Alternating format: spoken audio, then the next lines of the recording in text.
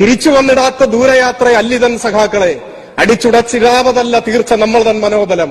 കാൽവിലങ്ങുകൾ തകർത്തു കൈകളിൽ കരുത്തുമായി ഉയർത്തെണീറ്റ് വന്നിടും സമീപമാത്രയൊന്നില്ല. നമസ്കാരം, ഞാൻ രേവതി ഉദയൻ. നിലമ്പൂർ ഉപതെരഞ്ഞെടുപ്പിൽ ടിസ്റ്റോട് ടിസ്റ്റാണ്. ആരാകും നിലമ്പൂരിൽ ഇടതുപക്ഷത്തെ നയിക്കുന്നതെന്നുള്ള കടുത്ത ആശയക്കുഴപ്പത്തിലായിരുന്നു മുഴുവൻ രാഷ്ട്രീയ നിരീക്ഷകരും. അതിനിടയിൽ നിലമ്പൂരിൽ അപ്രതീക്ഷിത നീക്കവുമായി ഇടതുപക്ഷം രംഗത്തു വന്നു. എം സ്വരാജിനെ പരിഗണിക്കുന്നെന്ന് പറയുമ്പോഴും അതിനുള്ള സാധ്യതകളെല്ലാം തള്ളിക്കൊണ്ടാണ് ഇടതുപക്ഷം കഴിഞ്ഞ ദിവസം വരെ മുന്നോട്ട് പോയത്.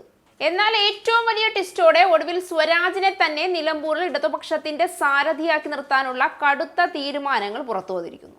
നിലമ്പൂർ ഉപതെരഞ്ഞെടുപ്പിൽ LDF സ്ഥാനാർത്ഥിയായി CPIM സംസ്ഥാന സെക്രട്ടേറിയറ്റ് അംഗം എം സ്വരാജ് മത്സരിക്കുമെന്ന കാര്യത്തിൽ ഇതോടെ ഉറപ്പായി. CPIM സംസ്ഥാന സെക്രട്ടേറിയറ്റ് യോഗത്തിനു ശേഷം സെക്രട്ടറി MV ഗോവിന്ദനാണ് സ്ഥാനാർത്ഥിയെ പ്രഖ്യാപിച്ചുകൊണ്ടുള്ള വാർത്താ സമ്മേളനം പുറത്തിറക്കിയത്. ഇതോടെ നിലമ്പൂരിൽ മത്സരം കടുക്കും. ഒറ്റയ്ക്ക് വേണമെങ്കിൽ പോലും നിലമ്പൂരിൽ നിന്ന് മത്സരിക്കാൻ താൻ തയ്യാറാണ് എന്ന് അൻവർ പ്രഖ്യാപിക്കുന്നതിനിടയിലാണ് ഇടതുപക്ഷം തങ്ങളുടെ ഏറ്റവും കരുത്തനായ സാരഥിയെ തന്നെ നിലമ്പൂരിൽ നിർത്താനുള്ള നീക്കങ്ങൾ അണിയറയിൽ ആരംഭിച്ചത്.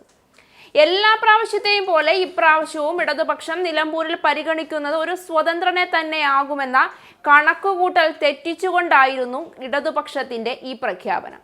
കോൺഗ്രസും BJPയും അൻവറും അടക്കം കേരളത്തിലെ രാഷ്ട്രീയ നിരീക്ഷകരെല്ലാം ഇതുതന്നെയാണ് കരുതിയത്. എന്നാൽ അതിനൊക്കെ ഏറ്റവും വലിയ തിരിച്ചടിയായിരിക്കുകയാണ് സ്വരാജിന്റെ കടന്നുവരവ്. അൻവർ അല്ല, ഇനി കോൺഗ്രസ് മൊത്തം കൂട്ടിയാലും കൂടുന്ന ആളല്ല സ്വരാജ് എന്നതാണ് വാസ്തവം. എന്തിനും തയ്യാറെന്ന് പ്രഖ്യാപിച്ച കോൺഗ്രസുകാർക്ക് കണ്ണു തള്ളിപ്പോകുന്ന തീരുമാനമായി പോയി സ്വരാജ് എന്നത്. ഇനി നിലമ്പൂരിൽ തീപാറും. സ്വരാജിന്റെ പേരുൾപ്പെടെ U ഷറഫ് അലിയുടെയും ഷബീറിന്റെയും പേരുകൾ നിലമ്പൂരിൽ ഉയർന്നു കേൾക്കുമ്പോഴും സ്വരാജിന്റെ സാധ്യതകൾ തള്ളുന്ന തരത്തിലുള്ള നിലപാടാണ് മൊത്തം CPM പ്രവർത്തകരും നേതാക്കന്മാരും അടക്കം മുന്നോട്ട് വെച്ചത്.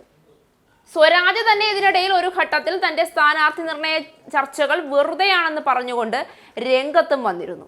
എന്നാൽ അണിയറയിൽ ഒരുങ്ങുന്നത് കരുത്തനാണ് എന്ന ചില സൂചനകൾ നേരത്തെ തന്നെ ഇടതുപക്ഷം പുറത്തുവിട്ടിരുന്നു. അപ്പോഴും സ്വരാജിന്റെ പേരിന് വലിയ തിളക്കം കൊടുക്കാതിരിക്കാൻ ഇടതുപക്ഷം അതീവ ശ്രദ്ധ പുലർത്തി. കോൺഗ്രസ് തങ്ങളുടെ സ്ഥാനാർത്ഥിയെ നിർണയിച്ചതിനു ശേഷം മാത്രമായിരിക്കും ഇടതുപക്ഷം തങ്ങളുടെ സ്ഥാനാർത്ഥി ആരെന്ന് പ്രഖ്യാപിക്കുന്നതെന്നുള്ള വിവരം പുറത്തു വന്നതോടെ കോൺഗ്രസിനെ പേടിച്ച് പിണറായി മാളത്തിൽ ഒളിച്ചു എന്നും അൻവറിനെ പേടിച്ച് പിണറായിക്ക് തുള്ളൽ പനിയെന്നുമൊക്കെയുള്ള വാർത്തകളാണ് പ്രതിപക്ഷം പുറത്തുവിട്ടത്. എന്നാൽ ഇപ്പോൾ പേടിച്ച് പനിച്ചു വിറയ്ക്കുന്നത് അൻവറിനാണോ അതോ കോൺഗ്രസിനാണോ എന്നത് ഇനി കണ്ടറിയണം.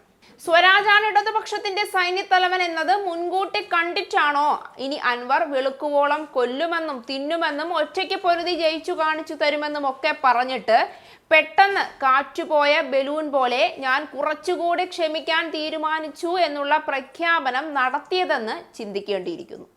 സ്വരാജിനെയും സ്വരാജിന്റെ രാഷ്ട്രീയ പശ്ചാത്തലവും ജനപിന്തുണയും അറിയാവുന്ന അൻവർ ഇനി ഒരു പാഴ്ശ്രമത്തിന് മുതിരാനുള്ള സാധ്യതകളെ തള്ളിക്കളയുകയാണ് മുഴുവൻ നേതൃത്വവും.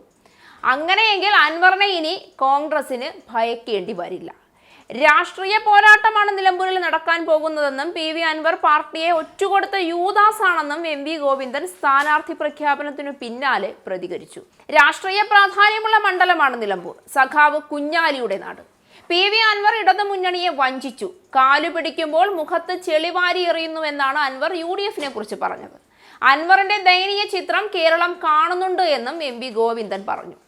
പാർട്ടിയെയും സർക്കാരിനെയും താറടിച്ച് മുന്നണി വിട്ട അൻവറിനെതിരെ കരുത്തുറ്റ സ്ഥാനാർത്ഥിയെ രംഗത്തിറക്കണമെന്ന വികാരം പ്രവർത്തകർക്കിടയിൽ ശക്തമായിരുന്നു. അങ്ങനെയാണ് ഒടുവിൽ പാർട്ടി ചിഹ്നത്തിൽ മത്സരിക്കുക എന്ന തീരുമാനത്തിൽ CPIM എത്തുന്നതും യുവമുഖവും നിലമ്പൂർ സ്വദേശി കൂടിയായ സ്വരാജിനെ വേദിയിലിറക്കുന്നതും. കളി ഇനിയാണ് നിലമ്പൂരിൽ കാണാൻ പോകുന്നത്. തോൽവി ഇടതുപക്ഷത്തിനും കോൺഗ്രസിനും ഒരേപോലെ ചിന്തിക്കാൻ പോലും കഴിയുന്ന കാര്യമല്ല. അൻവർ എന്തായാലും പെട്ടു എന്ന് പറഞ്ഞാൽ മതി. അൻവറിന് ഇനി വെളുത്ത ഖദർ ഊരിവെച്ച് മുഴുവൻ സമയ ബിസിനസ്സിലേക്ക് മടങ്ങാമെന്നുള്ള രൂക്ഷ പരിഹാസമാണ് ഉയർന്നു കേൾക്കുന്നത്.